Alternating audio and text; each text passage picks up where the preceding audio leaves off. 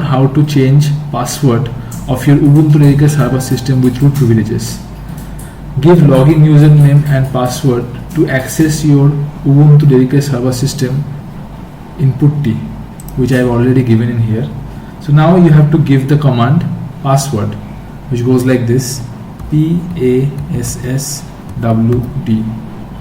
Now press enter. Then it will ask you for new password in the next command. So you have to give a new password in here. I am giving something like this. Then press enter.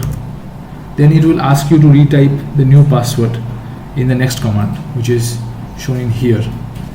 So give the new password in the next command and then press enter.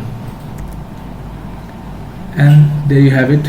The password of your dedicated server has been updated successfully, as you can see in the CLI window.